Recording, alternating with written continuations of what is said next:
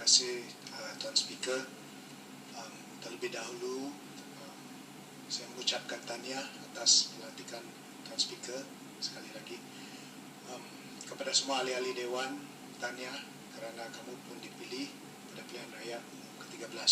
Saya akan pendekkan apa yang ditulis kerana masa, dan saya akan bermula dengan izin mencakap dengan bahasa Kadazan. Kotohodan au gigina kepada semua rakyat di Penampang. Translate-nya. Ketuadan gigina itu terima kasih kepada semua orang di Penampang kerana telah memberikan saya peluang untuk mewakili mereka dalam penggal ke-13 ini. Saya ingin memula bahawa walaupun saya seorang ahli parlimen bagi Malaysia, saya berasal dari Sabah, tetapi saya berasal dari Sabah dan saya ada satu moral obligation dengan izin untuk menegaskan kepada semua ahli parlimen yang dihormati di Dewan Yang Mulia ini bahawa Sabah ialah rakan kongsi dalam persekutuan Malaysia. Jangan ada yang cuba mempertikaikan perkara ini ataupun mengubah fakta sejarah. Kami rakyat Malaysia yang berasal dari Sabah, seperti mana rakan kongsi yang masih ada, yakni Sarawak dan Semenanjung Malaysia, telah menubuhkan dan mengisytiharkan kelahiran Malaysia pada 16 hari bulan September tahun 1963. Dari itu saya amat bertuah kerana bersama dengan kamu dalam Parlimen Penggal 13 ini dalam ulang tahun ke-50 pembentukan Malaysia. Dengan ini saya mahukan peringatan yang berterusan ditekankan melalui mata pelajaran sejarah yang diajar kepada murid-murid di sekolah untuk menyatakan dengan betul fakta sejarah di mana Malaysia tidak pernah wujud sehinggalah bekas rakan kongsi kita iaitu Singapura dan rakan kongsi yang masih ada iaitu Semenanjung Malaysia, Sarawak dan Sabah bersetuju untuk bergabung.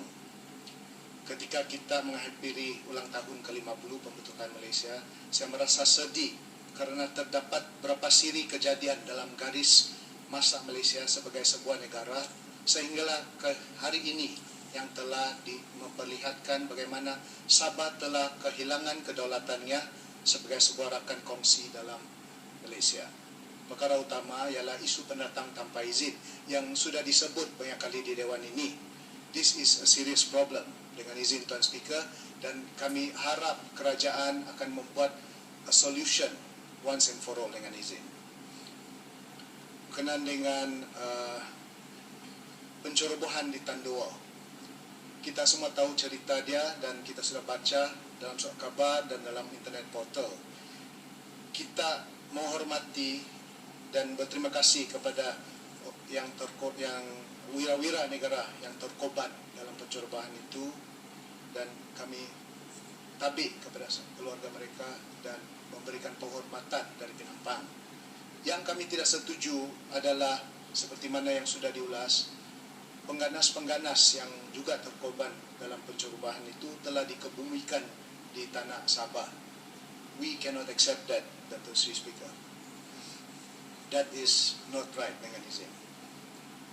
Terus saya akan berucap sedikit pasal satu hal di Sabah yang telah dibawa tahun lepas, tahun ini, iaitu berkenaan dengan kes Amililio. Kami ingin mensoalkan kerajaan apakah sudah result dengan izin siasatan berkenaan dengan syarikat-syarikat yang Amililio ataupun Muhammad Kamil Saidi ini telah apakah keputusan siasatan berkenaan dengan Amililio dan wang-wang yang dia simpan di Malaysia. We hope dengan izin kerajaan akan membuat satu pengumuman berkenaan dengan investment seorang yang telah menipu orang di Filipina. Terima kasih. Now I'm going to move lagi sebab masa singkat. Tuan Speaker, saya mensyorkan pada ulang tahun ke-50 ini dan sebagai solution kepada Malaysia, kerajaan harus membuat perkara yang betul dengan melaksanakan apa yang kami dari kaum Kadazan kenali sebagai Itok Sunduvan Malaysia ataupun dalam bahasa Malaysia, kembalikan semula semangat pembentukan Malaysia dengan melaksanakan berikut. Saya mengulangi, selesaikan masalah projek IC dengan mengembalikan kedaulatan Sabah, dengan mengerahkan kembali untuk pentadbiran Sabah jabatan-jabatan seperti immigration, pendaftaran dan juga hak untuk memberi IC yang baru kepada orang tulen Sabah. Kita mesti bekerjasama untuk menematkan pengambil alihan secara pintu belakang oleh pendatang tanpa izin yang telah menjadi warga negara baru di Sabah. Kes-kes dan bukti-bukti yang didedahkan dalam RCI Sabah only proves that there is something wrong dengan izin. Kami juga ingin mendukung kerajaan untuk mendukung 20 perkara atau dengan izin 20 points seperti mana yang telah dijanjikan oleh Barisan Nasional di dalam manifesto Barisan Nasional Sabah dalam pilihan raya ke-13 ini. Ini akan menjadi intipati utama dalam ulang tahun ke-50 penubuhan Malaysia. Ketiga, memberi tekanan kepada kerajaan Filipina untuk menggugurkan tuntutan terhadap negeri Sabah once and for all dengan izin. Memastikan proses kolonialisasi dilaksanakan ke semua jabatan persekutuan di Sabah, menangguhkan proses persempadan semula sehinggalah Sabah, Sarawak dan Semenanjung Malaysia mendapat apa yang kita ingini, yaitu 1/3 antara Sabah, Sarawak dan Peninsula Malaysia. Kajian juga semula kepada royalti minyak mesti dilaksanakan oleh kerajaan dan Petronas sebagai rekan kongsi dalam persekutuan Malaysia. Sabah memberikan sumbangan yang sewajarnya kepada Malaysia, tetapi kita mesti tidak lupa bahawa minyak dan gas yang dikeluarkan dari Sabah datangnya dari tanah dan bumi Sabah. Saya mencadangkan royalti minyak dan gas kepada negeri-negeri pengeluar minyak dan gas di Malaysia dinaikkan daripada 5% kepada 20% selari dengan cadangan Parti Pakatan Rakyat. Percayalah saya, Tuan Speaker, cadangan seumpama ini akan menerima sokongan menyeluruh dari rakyat Malaysia. Pada masa yang sama, kajian semula mengenai royalti minyak ini mesti disertai dengan pelantikan rakyat Sabah yang berkelayakan sebagai ahli lembaga pengarah di Petronas dan dengan izin all positions that we should as the owner of these minerals extracted truly deserve as a trustee of the people of Sabah. Ketujuh, and this is close, ini dekat dengan hati orang Penampang. Hentikan projek empangan Kaiduan yang melibatkan daerah Penampang. Projek pembinaan empangan yang dikenali sebagai empangan Kaiduan ini bakal dibina di kawasan daerah Papar dan Penampang, tidak diterima oleh rakyat Penampang. Projek ini sukar diketahui statusnya, namun hangat diperkatakan oleh rakyat yang bakal terjejas dengan pembinaannya. Kami tidak mengetahui status projek ini secara terperinci, tetapi saya mewakili ribuan masyarakat di Penampang dan juga di Papar yang bakal terjejas dengan pembinaan empangan ini, mengingatkan kerajaan supaya tidak menghampakan rakyat dengan meneruskan projek pembinaan empangan yang tidak diterima oleh mereka. Ke-8, Tuan Speaker, seperti mana yang sudah dikatakan awal, pusat cyber haram ini sudah mencapai serius, situasi yang serius di Sabah, terlebih lagi di Penampang. Kami minta Menteri Dalam Negeri untuk direct dengan izin polis-polis untuk menutup cyber yang ilegal ini. 9, memberikan Sabah peluang untuk menentukan kandungan televisionnya dan peluang sama rata kepada artis dan penghibur dari Sabah.